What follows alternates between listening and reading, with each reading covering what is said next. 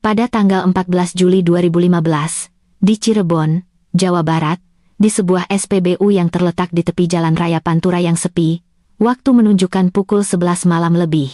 Sari, seorang petugas SPBU shift malam yang baru saja bekerja di sana, sedang duduk sendirian di dalam ruang jaga. Tiba-tiba, dua sorot lampu mobil yang menyilaukan menyorot dari luar jendela. Sari tahu ada mobil yang ingin mengisi bensin. Tanpa sadar, ia melirik jam di ponselnya. 11:59 malam. Pas sekali waktunya, gumam Sari, namun ia tidak langsung beranjak dari tempatnya.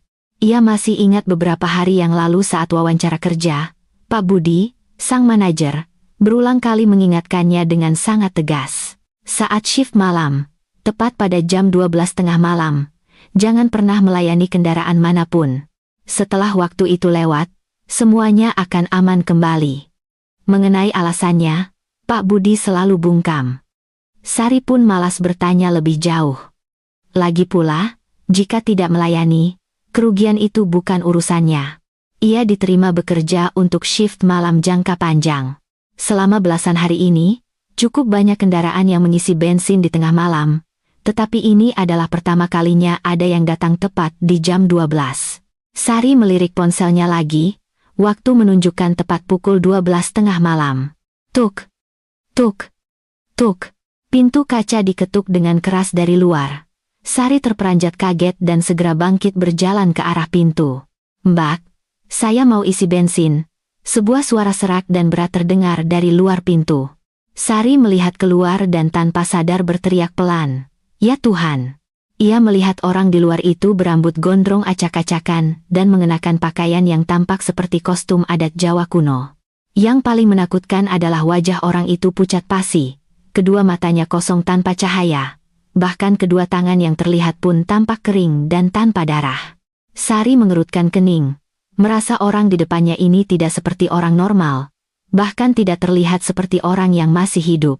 "Maaf, kami sudah mau tutup," teriak Sari dari balik pintu. Namun, orang itu tidak pergi. Seolah bisa membaca pikiran Sari, ia dengan sengaja menjelaskan, "Mbak, apa penampilan saya menakuti Anda? Jangan salah paham, kami dari kru film sedang syuting di dekat sini. Ini riasan dan kostum saya yang belum sempat diganti." Mendengar penjelasan itu, perasaan tegang Sari sedikit mereda. "Mbak, tolonglah saya. Mobil ini kehabisan bensin, nanti bisa menghambat jadwal syuting. Saya juga terpaksa datang jam segini. Tolong ya, Mbak." Melihat orang itu begitu tulus, dan lagi pula mereka adalah kru film dari luar kota yang sedang syuting di daerah sini, Sari merasa tidak enak untuk menolak lagi. Entah bagaimana, Sari sudah melupakan pesan Pak Budi sama sekali. Dengan mantap, ia membuka pintu untuk melayani orang tersebut. Akan tetapi, ketika Sari membawa nozzle selang bensin ke samping mobil orang itu, jantungnya yang baru saja tenang kembali berdebar kencang serasa mau copot. Ia menyadari bahwa mobil ini ternyata adalah mobil tua yang sangat aneh. Di sekeliling mobil itu tidak hanya tergantung kembang 7 rupa. Bahkan plat nomornya pun ditulis tangan dengan kuas. Yang membuat kulit kepala Sari merinding adalah tulisan di plat nomor itu. Arwah 0487. Cari di seluruh Indonesia pun tidak akan ada plat nomor seaneh ini. Ini jelas-jelas mobil yang digunakan untuk ritual. Namun, Sari segera teringat kata-kata si pengemudi tadi. Mereka adalah kru film.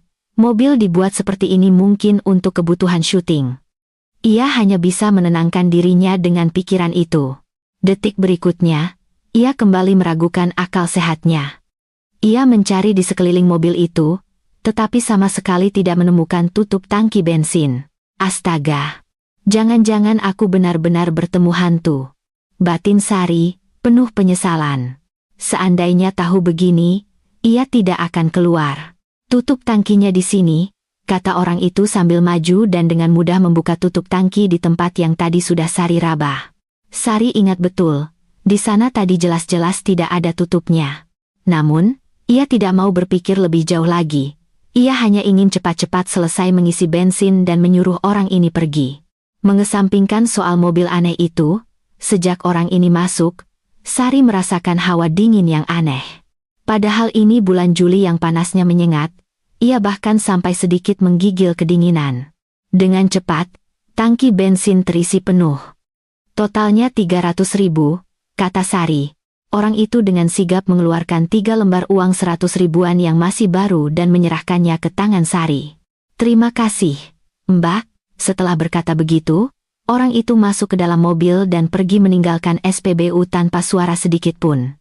Yang membuat Sari bingung adalah mobil yang dikendarainya sama sekali tidak mengeluarkan suara sedikit pun sepanjang jalan.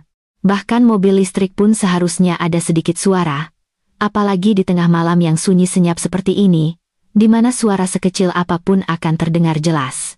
Tetapi mobil orang itu benar-benar senyap seperti kantong plastik yang tertiup angin, sunyi yang menakutkan. Sudahlah, yang penting sudah pergi. Gumam Sari sambil membuka lembaran uang itu untuk diperiksa, berusaha menenangkan dirinya. Setelah memastikan uang itu asli, ia memasukkannya ke dalam tas kasir dan kembali ke ruang jaga. Malam itu pun berlalu begitu saja. Kejadian yang benar-benar aneh dan membuat bulu kuduk berdiri terjadi keesokan harinya. Saat pergantian shift keesokan harinya, Sari dengan antusias menceritakan kejadian semalam kepada 3 rekan kerjanya yang lain. Wajahnya bahkan terlihat bangga. Pak Budi melarang kita melayani mobil jam 12 malam. Tapi semalam aku melakukannya dan tidak terjadi apa-apa. Sepertinya Pak Budi itu terlalu percaya tahayul. Ketiga rekannya mendengar cerita Sari dan menatapnya dengan pandangan aneh. Jam 12 tengah malam. Kamu benar-benar melayani orang? Iya, memangnya kenapa? Tanya Sari dengan santai. Salah satu rekannya tampak ragu-ragu, seolah ingin mengatakan sesuatu tetapi menahannya. Tidak apa-apa. Lain kali, sebaiknya jangan lakukan itu lagi. Ini demi kebaikanmu. Kenapa? Kalian sama saja seperti Pak Budi, hanya menyuruhku jangan mengisi bensin jam 12 malam, tapi tidak memberitahuku alasannya. Aneh sekali, kata Sari, mulai merasa kesal. Saat itu, Rina, yang bertugas menghitung uang, tiba-tiba menjerit. Ah, kalian, cepat lihat sini. Rina mengambil 3 lembar uang 100 ribuan dari laci kas dan menunjukkannya kepada yang lain. Hampir serempak. Mereka semua berteriak kaget. Ini kan kertas sembahyang. 3 lembar kertas sembahyang ini yang kamu terima semalam, kan? Tanya Rina. Bagaimana mungkin? Semalam aku memang menerima 300 ribu, tapi aku sudah memeriksanya langsung. Itu uang asli. Untuk mencari tahu kebenarannya, mereka berempat segera memeriksa rekaman CCTV semalam. Setelah melihatnya, mereka hampir mati ketakutan. Di dalam rekaman CCTV pada pukul 12 tengah malam, hanya ada Sari seorang diri. Ia terlihat seperti orang kesurupan, tiba-tiba menempelkan wajah di pintu kaca dan berbicara sendiri. Setelah itu, ia berjalan keluar, mengambil nozzle selang bensin, dan mengarahkannya ke udara kosong seolah-olah sedang mengisi bensin. Mobil aneh dan pengemudi yang ia ceritakan sama sekali tidak ada di dalam rekaman. Ada satu hal lagi yang membuat mereka tidak mengerti. Meskipun Sari mengisi bensin ke udara kosong, tidak ada setetes pun bensin yang tumpah ke tanah. Kejadian yang begitu sulit dipercaya ini sama sekali tidak bisa dijelaskan. Sari, jangan-jangan kamu bertemu makhluk halus. Sudah dibilang jangan melayani kendaraan jam 12 malam. Kamu tidak mau dengar. Di tengah kepanikan dan perbincangan mereka, Pak Budi datang. Mereka segera menceritakan pengalaman Sari kepada Pak Budi dan menunjukkan rekaman CCTV kepadanya. Pak Budi murka dan memarahi Sari habis-habisan. Kemudian, ia memanggil Sari ke kantornya sendirian. Kamu tidak bisa tinggal di Cirebon lagi. Cepat pergi dari sini, pergilah sejauh mungkin, kata Pak Budi dengan serius. Maksud Bapak apa? Sari menatapnya dengan bingung. Karena kamu sudah menerima kertas sembahyang itu, orang berikutnya yang akan mati adalah kamu. Sari mendengarnya dengan kepala penuh kebingungan.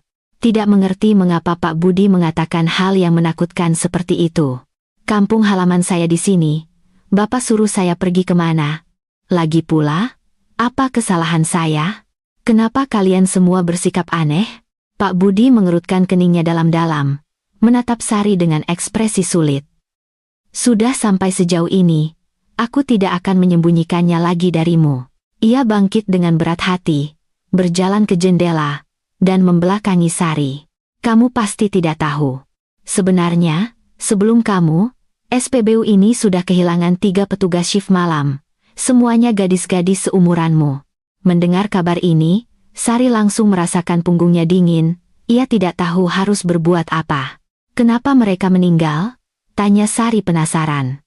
Mereka sama sepertimu, melayani mobil aneh itu pada jam 12:30 malam. Keesokan harinya, mereka ditemukan tewas terbakar di dalam sebuah mobil tua yang mirip dengan yang kamu layani.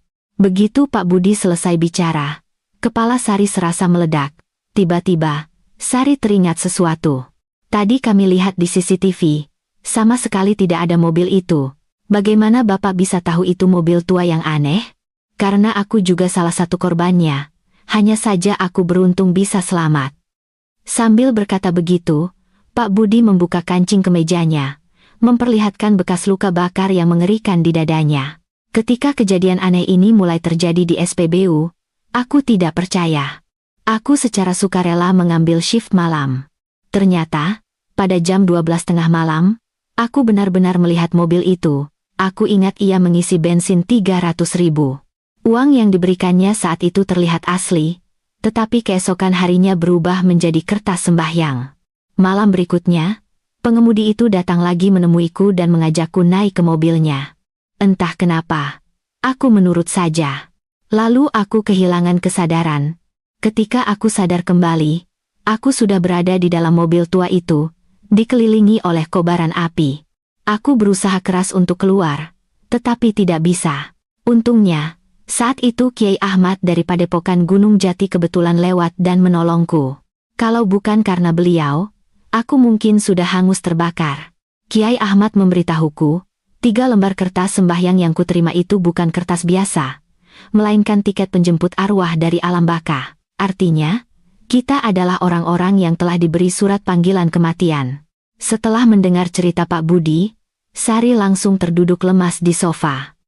Semalam ia juga menerima 3 lembar tiket penjemput arwah. Berarti, malam ini pengemudi mobil aneh itu akan datang menjemputnya. Sari tidak berani berpikir lebih jauh. Ia dengan panik menarik tangan Pak Budi. Pak Budi, saya harus bagaimana? Tolong selamatkan saya. Kiai Ahmad pernah bilang, orang yang sudah menerima tiket penjemput arwah tidak punya cara untuk melawan. Dulu aku beruntung karena kebetulan diselamatkan. Seolah-olah sudah mati sekali lalu hidup kembali. Makanya sekarang aku bisa selamat. Sedangkan kamu. Pak Budi berhenti sejenak, menggelengkan kepalanya dengan pasrah, dan menghela napas panjang. Saat ini, kamu hanya bisa pasrah pada takdir. Mendengar ucapan Pak Budi, Sari tidak berkata apa-apa lagi. Dengan kepala tertunduk lesu dan langkah yang berat, ia berjalan keluar dari kantor. Ia diam-diam mengemasi barang-barangnya dan meninggalkan SPBU. Sesampainya di rumah, Sari mengunci diri di kamar. Memikirkan bahwa malam ini pengemudi mobil aneh itu akan datang menjemputnya, ia merasa sangat putus asa dan ingin menangis tetapi air matanya tidak keluar. Pak Budi menyuruhnya pasrah menunggu kematian. Tetapi ia baru berumur 20 tahun. Hatinya dipenuhi rasa penolakan. Bagaimana caranya agar bisa lepas dari kutukan mengerikan ini? Pasti ada caranya. Sari segera mencari-cari cara di internet. Akhirnya, di sebuah forum spiritual, ia menemukan secercah harapan. Sebuah postingan menyebutkan bahwa di lereng Gunung Lawu, perbatasan Jawa Tengah dan Jawa Timur, ada sebuah vihara terpencil. Di dalam vihara itu, terdapat patung Bodhisattva Ksitigarbha yang sangat sakral. Konon, Bodhisattva ini memiliki kekuatan tak terbatas, khusus untuk menolong arwah-arwah yang menderita dan membebaskan semua makhluk dari penderitaan, serta dapat mematahkan segala ilmu hitam dan memberikan kedamaian. Beberapa jam lagi malam akan tiba. Waktu yang tersisa untuk Sari tidak banyak. Seperti orang yang kalut, ia langsung memutuskan untuk segera berangkat ke vihara di Gunung Lawu itu. Melihat waktu, naik kereta atau bus pasti tidak akan sempat. Akhirnya, Sari memutuskan untuk naik pesawat.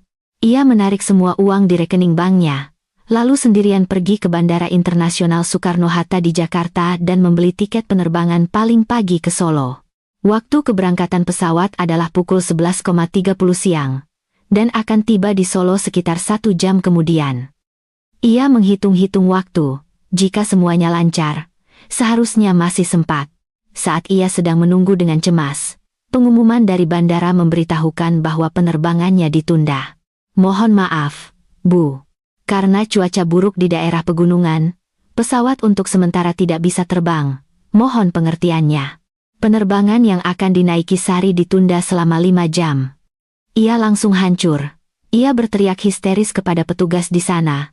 Kompensasi buat apa? Nyawaku sudah di ujung tanduk. 5 jam lagi baru terbang. Sesampainya di Solo dan bergegas ke vihara di pedalaman gunung, pasti sudah tengah malam. Semuanya akan terlambat. Semakin dipikirkan, Sari semakin hancur. Ia berjongkok di lantai dan menangis sejadi-jadinya, menarik perhatian orang-orang di bandara. Akhirnya, ia bisa naik ke pesawat. Mungkin karena terlalu lelah, tak lama setelah duduk, Sari tertidur pulas. Ia segera masuk ke dalam mimpi yang aneh. Tok! Tok! Mbak, saya mau isi bensin. Ia melihat wajah pucat pasi menempel di pintu kaca SPBU. Anehnya, ia membuka pintu. Isi penuh tangkinya, kata orang itu. Ia dengan patuh berjalan mendekat. Melihat mobil aneh di depannya, ia dengan mudah menemukan tutup tangki bensin. Dengan cepat, ia mengisi penuh tangkinya. Totalnya 300.000, katanya. Orang itu tersenyum sinis. Bukankah aku sudah membayarmu? Sari tertegun, mengangkat tangannya dan menemukan 3 lembar kertas sembahyang di genggamannya. Kamu sudah menerima tiket penjemput arwah dariku, jadi kamu harus ikut denganku, kata orang itu sambil membuka pintu penumpang depan. Sari mengangguk dan berjalan patuh. Saat itu, ia melihat di kursi belakang ada 3 wanita. Mereka adalah Rina dan rekan-rekannya di SPBU. Semuanya mengenakan seragam SPBU, dengan wajah tanpa ekspresi. Naiklah, bergabung bersama kami, kata Rina, dan yang lainnya sambil menoleh ke arah Sari. Sari mengangguk, bersiap untuk masuk. Sari, cepat kembali, sebuah suara tua tiba-tiba terdengar dari belakangnya. Itu adalah suara ayahnya, satu-satunya keluarga yang ia miliki. Saat Sari menoleh, ia menjerit, berusaha keras untuk membuka matanya. Ternyata itu hanya mimpi buruk. Pesawat akhirnya mendarat di Bandara Adi Soemarmo, Solo. Begitu turun dari pesawat, Sari tanpa henti bergegas menuju vihara yang terletak di lereng Gunung Lawu. Saat itu sudah larut malam. Melihat jam tangannya, sudah pukul 10 lebih. Sari tidak berani membuang waktu sedetik pun. Setelah berganti-ganti kendaraan beberapa kali, ia akhirnya tiba di vihara yang berada di pedalaman gunung itu. Biksu, tolong saya. Sari menggunakan sisa tenaganya untuk mengetuk gerbang vihara. Saat gerbang terbuka, ia pun pingsan. Ketika ia sadar kembali, ia sudah terbaring di atas sebuah ranjang sederhana di dalam vihara. Terdengar suara para biksu melantunkan doa-doa. Ia menoleh dan melihat beberapa biksu duduk mengelilingi ranjangnya, seolah sedang melakukan suatu ritual untuknya. Apakah mereka tahu aku diganggu makhluk halus dan sudah mulai membantuku? Pikir Sari, merasa dirinya akan selamat. Namun, saat ia merasa penuh harapan, ia tiba-tiba melihat 4 tamu tak diundang. Si pengemudi mobil aneh, bersama Rina dan 2 rekan kerjanya yang lain, tiba-tiba muncul di hadapannya. Sari, waktunya sudah tiba. Kita harus pergi, kata Rina dengan tenang. Iya, bensinnya sudah penuh. Kita harus berangkat. Si pengemudi mobil tersenyum menyeringai pada Sari, memperlihatkan giginya yang mengerikan. Dalam kepanikannya, Sari melirik jam tangannya. Tepat jam 12:30 malam. Pergi. Kalian semua pergi. Sari mulai histeris, bangkit dari tempat tidur. Biksu, biksu. Di sini ada hantu. Cepat usir mereka. Tetapi para biksu seolah tidak mendengar, terus memejamkan mata dan berdoa. Melihat mereka semakin mendekat, Sari panik. Ia nekat melompat dari ranjang, berlari ke altar, mengambil salah satu benda ritual di atas meja, dan melemparkannya ke arah mereka. Namun, benda itu hanya menembus mereka. Mereka tidak memiliki tubuh fisik, mereka hanyalah arwah. Apakah Rina dan yang lainnya sudah meninggal? Sari terkejut. Padahal tadi siang ia masih mengobrol dengan mereka. Saat ia masih bingung, satu wajah yang familiar muncul. Itu Pak Budi. Pak Budi? Kenapa Bapak di sini? Sari, aku sama seperti mereka, datang untuk menjemputmu. Jangan-jangan Pak Budi juga sudah meninggal? Sebenarnya apa yang terjadi? Cepat kalian semua menghilang. Aku tidak akan ikut dengan kalian, teriak Sari histeris. Pak Budi menghela napas. Sari, tadinya aku tidak ingin memberitahumu secara langsung, tapi sepertinya, aku harus memberitahukanmu kebenarannya. Kebenaran? Kebenaran apa? Sebenarnya, kamu sudah lama meninggal. Pak Budi sengaja menaikkan volume suaranya. Apa? Bapak gila? Aku jelas-jelas masih hidup. Jangan menipu dirimu sendiri lagi, Sari. Kamu, sama seperti kami, sudah meninggal 3 tahun yang lalu. Waktu itu SPBU kebakaran, dan kita semua tidak ada yang selamat. Mungkin karena obsesimu terlalu kuat, kamu tidak pernah percaya bahwa kamu sudah mati, makanya arwahmu terus berada di SPBU. Kami tahu ini sulit dijelaskan dan kamu juga sulit untuk percaya. Naiklah ke mobil, aku akan membawamu ke suatu tempat. Setelah kamu melihatnya, kamu akan mengerti segalanya. Sari yang bingung akhirnya mengikuti mereka naik ke mobil aneh itu. Tak lama kemudian, mereka tiba di sebuah pemakaman. Sari melihat sebuah nisan dengan ukiran namanya dan fotonya. Di sekeliling makamnya, ada makam Pak Budi, Rina, dan yang lainnya. Kenyataan ini membuat Sari terkejut sekaligus tidak bisa menerimanya. Ia berdiri terpaku untuk waktu yang lama. Pak Budi berkata pelan, 3 tahun yang lalu, kamu datang bekerja di SPBU. Karena kesalahan operasionalmu, terjadi kebakaran besar. Selain dirimu sendiri, aku, Rina, dan rekan-rekan lainnya tewas dalam kebakaran itu. Karena rasa bersalah dan penyesalan, kamu tidak mau menerima kenyataan. Sehingga arwahmu terus-menerus tinggal di SPBU, tidak bisa pergi. Kami semua, untuk membantumu, memilih untuk tetap di sisimu, berharap suatu hari kamu bisa mengerti dan menerima kematianmu sendiri. Tapi obsesimu terlalu dalam. Kami tidak punya cara lain, selain menggunakan cara ini agar kamu tahu kebenarannya. Saat itulah, Sari seolah terbangun dari mimpi panjang. Ingatan yang selama ini terkunci membanjiri benaknya seperti air bah. Ia terpaksa menerima kenyataan bahwa dirinya sudah meninggal. Sari langsung menangis tersedu-sedu, berlutut di hadapan mereka semua, memohon maaf. Maafkan aku, maafkan kalian semua. Aku tidak sengaja. Sudah, jangan sedih lagi. Kita semua harus belajar menerima takdir, kata Pak Budi sambil membantu Sari berdiri. Dia ini adalah pemandu arwah dari alam baka. Kali ini, ia khusus datang untuk membawamu pulang. Tepat saat emosi Sari memuncak, cahaya kemasan yang tak terhitung jumlahnya tiba-tiba memancar dari belakang mereka.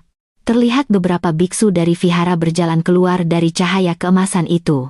Amitabha, arwah Sari, karma buruk dan obsesimu terlalu berat. Arwahmu perlu didoakan selama 7 hari agar bisa berpulang dengan lancar. Mari ikut dengan kami.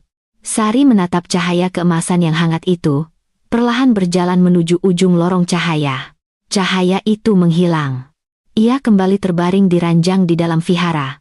Saat ini, para biksu masih melantunkan doa di sekelilingnya, mendoakan arwahnya. Hanya saja, kali ini, Sari dengan tenang menerima kenyataan kematiannya. 7 hari kemudian, arwah Sari telah sepenuhnya didoakan. Ia kembali melihat cahaya keemasan yang ajaib itu. Setelah masuk ke dalamnya, di hadapannya muncul SPBU yang sudah dikenalnya. Lonceng jam 12 tengah malam tepat berdentang. Mobil aneh itu datang sesuai jadwal. Sari menatap mobil itu dan tersenyum lega. Hingga hari ini, kisah hantu di SPBU Cirebon itu masih beredar di kalangan masyarakat setempat. Hanya saja, SPBU dalam legenda itu kini telah dibangun menjadi sebuah kompleks perumahan. Sesekali, Ada yang bilang di kompleks itu sering muncul beberapa lembar kertas sembahyang secara misterius, tetapi tidak ada lagi yang berani mengambilnya.